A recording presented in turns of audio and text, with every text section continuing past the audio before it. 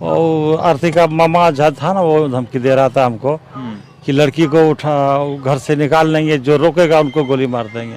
अच्छा, ऐसा आरती के मामा के मामा करते, अनमोल यादव नाम है उसका, भरगमा घर है। अच्छा, तो अभी पुलिस किसी को पकड़ी हुई है? अभी पवन यादव को पकड़ लिए हैं, गिरफ्तार कर लिए। अच्छा, ये भी दोषी थे।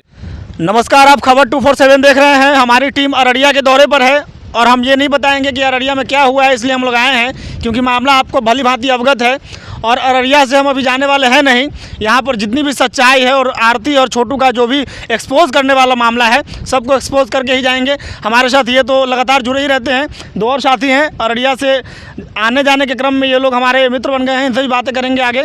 आपका स्वागत है हमारे चैनल में। पहला प्रश्न है कि जो यूट्यूबर वहाँ पर अपना घर जमाए बैठे हैं, उनसे वहाँ के लोग डरने लगे हैं, दहशत में है, कोई भी बच्चे को भी निकलने नहीं दे रहा है वहाँ का जो निवासी है। नहीं, अब यूट्यूब पर ये मामला इतना डिस्क्राइब हो चुका है, इतना दिखाया जा चुका है कि लोगों को लगता है कहीं अगर हमारा बच्चा से कोनो सवाल पूछ लिया और बच्चा है ना समझ है, स्क्रिप्ट के मुताबिक काम नहीं किया, कोई उल्टा फुल्टा जवाब दे दिया तो हम भी इस मामले में लपेटे जाएंगे।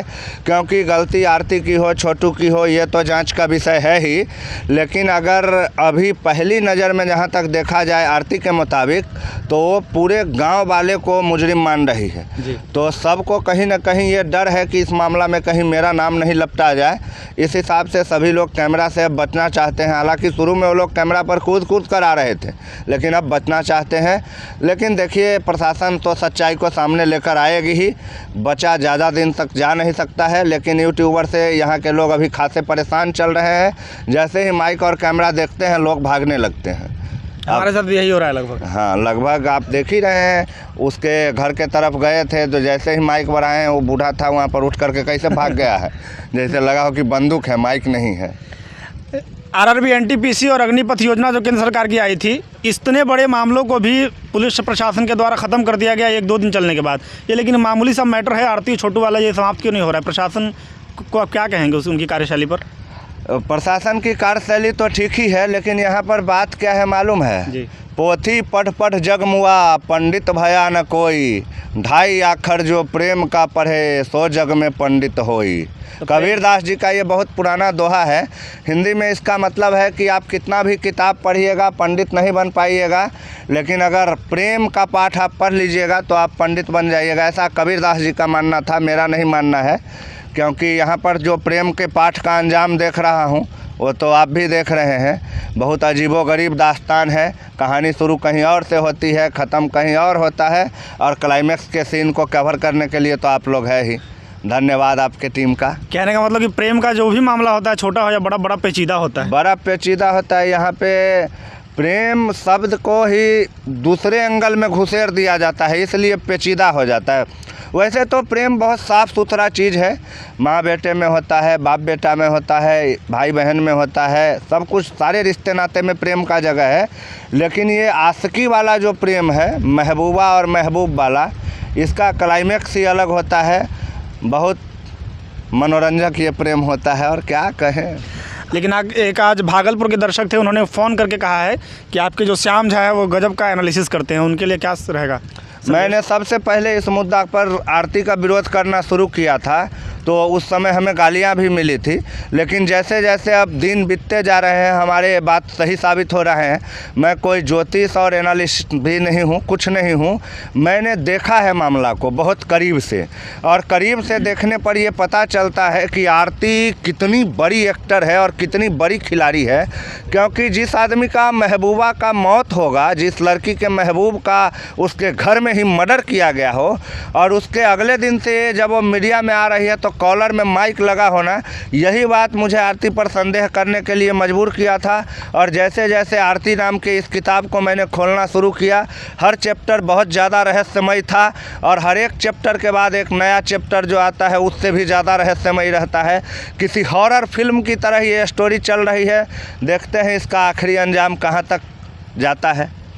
अच्छा, एक बहुत ही सनसनी वाली खबर आ रही है अररिया से ही कि यहाँ पर इस पूरे मामले में एक नए एक्टर की एंट्री हो रही है जी, मैंने भी ये बहुत त्वरित जल्दी ही खबर आई है। सुबह के आसपास ये खबर निकली थी कि ये जितना भी मर्डर है वो आरती के एक और जो प्रेमी है उसके द्वारा प्लान किया गया था, और उसका नाम भी अब काफ़ी हद तक मीडिया में 1-2 बार आया भी है, लेकिन उस पर ज़्यादा चर्चा नहीं हुई है और हम भी उसके बारे में आपको ज़्यादा नहीं बता पाएंगे। प्रशासन के टीम से हमारी जब बात हुई थी तो उनके तरफ भी कहा गया कि उनके तरफ से भी कि ये मामला प्रेम त्रिकोण का हो सकता है।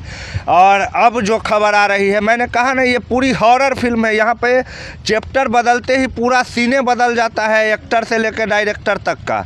अब ये तीसरा जो आशिक है उसका एंट्री हो चुका है इस फिल्म में, और प्रशासन भी इस बात को मानती है कि ये जो पूरा प्लान्ड मर्डर है इसमें आरती की भाभी और आरती का जो ये तीसरा प्रेमी है, इन तीनों ने मिलकर प्लान बनाया था। क्योंकि छोटू और आरती के बीच जो कुछ बातें हुई थी उसके रिकॉर्डिंग आपने कई बार मीडिया पर भी देखे होंगे, लेकिन वो साफ़ सुथरा वाली रिकॉर्डिंग है। और बाकी जो है, जो अश्लील रिकॉर्डिंग है, अश्लील बातचीत हुई है दोनों के बीच, वो सारी रिकॉर्डिंग छोटू के पास थे। और छोटू इस बात के लिए आरती पर प्रेशर बना रहा था कि तुम हमसे शादी करो, हम जो कहते हैं वो करो, अन्यथा ये वीडियो और वॉइस ऑडियो जो है वो मैं पब्लिक में ला दूंगा, तब सोचो तुम्हारा क्या होगा।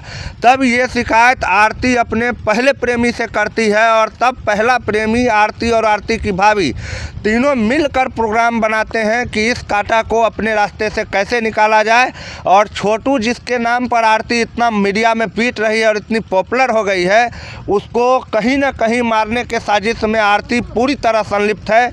और देखिएगा आप अगले 1-2 महीनों में जैसे जैसे जांच आगे बढ़ेगी, फाइनल नतीजा जैसे ही इस केस का आएगा, आरती एक गुनहगार के रूप में मीडिया के सामने और पूरी दुनिया के सामने आएगी। अच्छा, एक प्रश्न ये भी है कि आरती चाह रही है कि उसके ससुर और जो माता पिता है सारे जेल में हो। यदि ये लोग बच जाएंगे तो उसको ज़िंदगी भर सुनना पड़ेगा, ऐसा भी सुनने में आ रहा है।